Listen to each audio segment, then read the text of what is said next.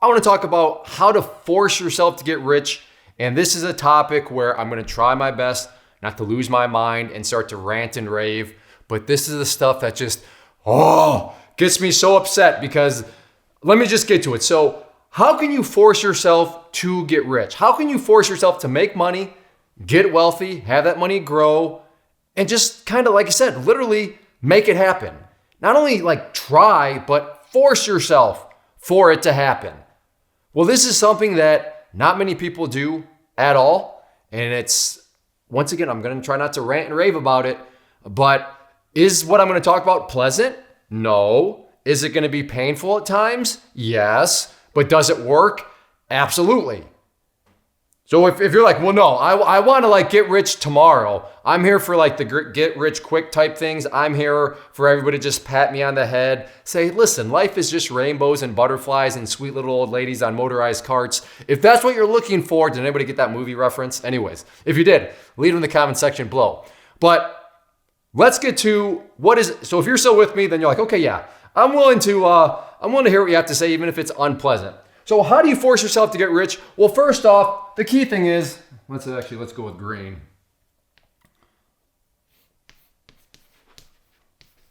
So how much? What do I mean by that? Well, how much money do you need? How much money do you want? Or in other words, define rich. And I say that because rich is going to be different for everybody. For me personally, rich is not having 8 Lamborghinis, 5 yachts, mansions around the world. If that's your thing, awesome. Rich for me is not having a massive Rolex collection. If that's your rich, hey, no judgments, that's okay. But my point is you need to figure out what is your rich, because when you know what your rich is, that's going to tell you, well, how much money are you actually going to need at some point in the future? And that's the key thing is, well, you need to know how much money that you're going to need, that you're going to have for whatever your definition of rich is. And when you have that number, then you can start to reverse engineer things, and it will, no pun intended, but force you to act and behave in certain ways within your personal finances. So once you have that defined, the next thing that you need to do is get an income, right? Get a job, get a couple of jobs.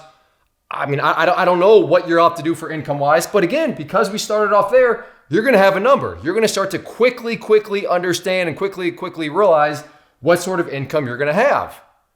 But when you're out there, just when you don't know that number, then you could very well be like, well, I have a job, but I don't know, is this job enough for me to retire, as a millionaire or whatever? That's what I think everybody's goal should be, is to retire as a millionaire, because that's totally possible. It's totally doable. The catch being, it doesn't happen in like 10 years. It doesn't happen in 20 years. This is a multi-decade strategy, but retiring a millionaire, I think everybody should have that as a goal. So if you know you want to do that, and then also I should note that once you have that, a part of that, I'm glad I remembered. So I'm going to put up here, I want you to go and get yourself a compounding interest calculator. In fact, down below, I'll put a link to the one that the government gives, which, believe it or not, the government offers up a very solid compounding interest calculator. So that's going to tell you how compounding interest and how much money you need to set aside and invest every month to eventually get rich. So part of that is definitely compounding interest. And like I said, I'll put a link down to that, or you can just Google compounding interest calculator and that'll give you a good idea. But that's definitely, come on, Clay. Shame on me. I should have remembered that. But so once you have that number, once you understand, well, if I put, for example, $1,000, if I invest $1,000, so I'm going to use that number. So our number here is 1,000. You want to put $1,000 per month aside, because then, with compounding interest and all that, that 1,000 is going to get you to that number. I don't know what that number is, but 1,000 just makes the math easy. So 1,000 is what you know. So now your income is okay. I got to be able to at least make $1,000 a month, right? But now you're going to need to make more of that. But notice what comes next. After income, you then have investing.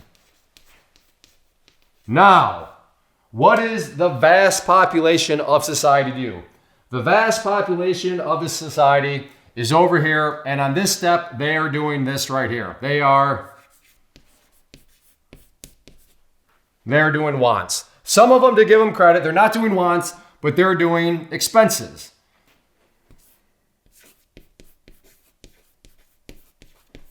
So they're making money, and then, some of them are being responsible in the sense of they're paying their expenses, but some of them are just like, no, I'm going to do wants, and then I'll do expenses. And then those people are living paycheck to paycheck. They can never get ahead. They're always, the system's rigged. I can't get ahead.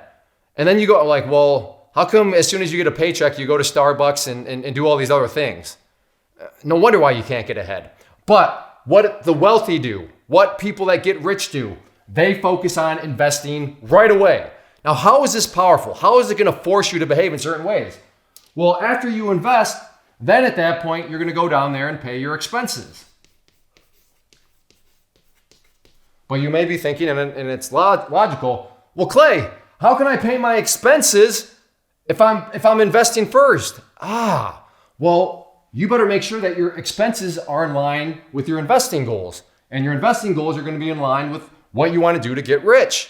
So you know what? If you don't have enough money left over after that $1,000, your cost of living is too high. You have too many expenses.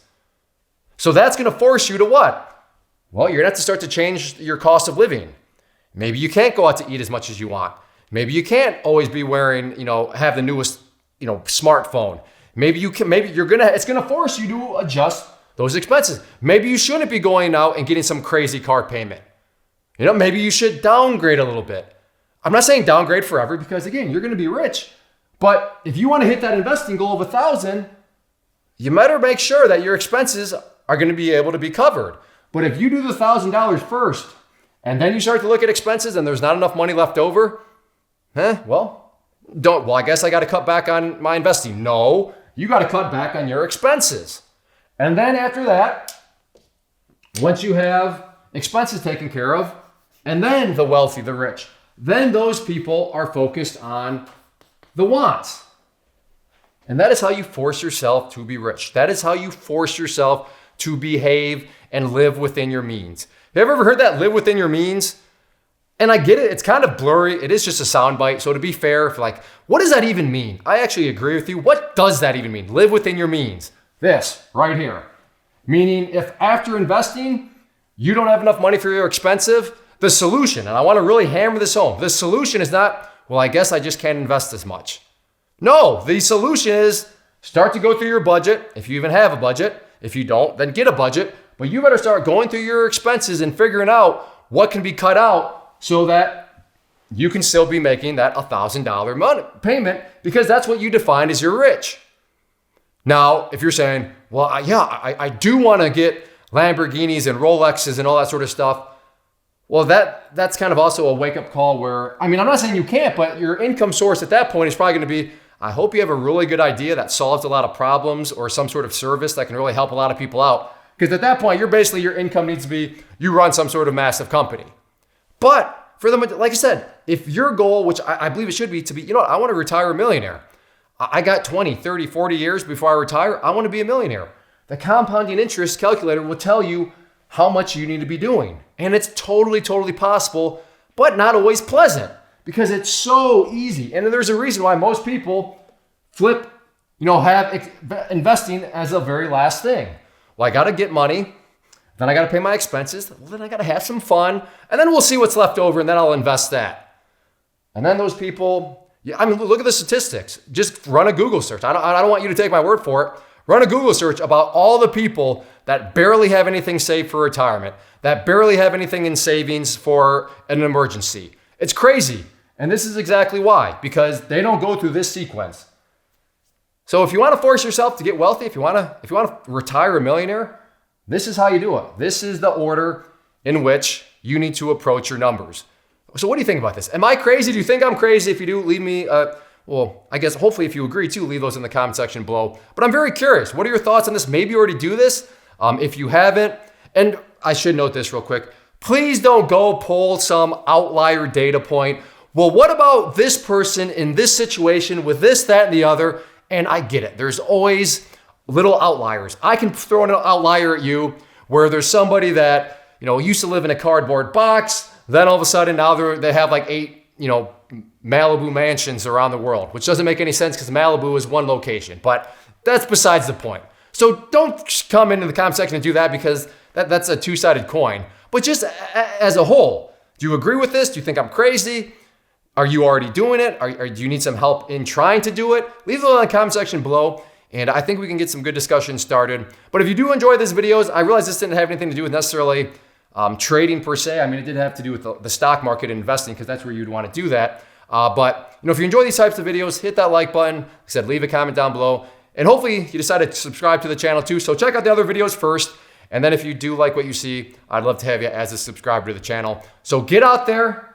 Please, please, please consider doing what rich people do, what wealthy people do. And I think you'll be very surprised with just how fast your investments start to grow and compound upon one another.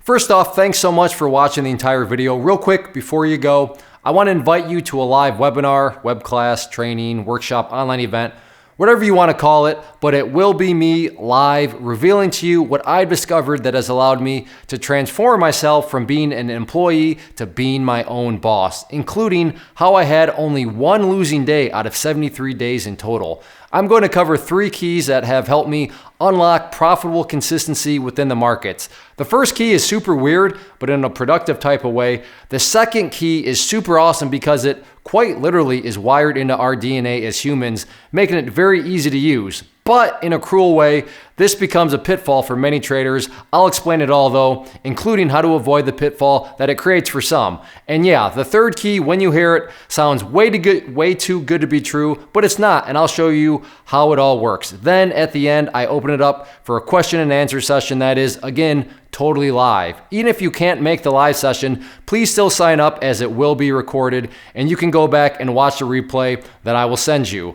Click the image on the screen or click the link down in the description box so you can get the date and time and claim your spot, which I should note is limited due to the fact that this truly is a live event.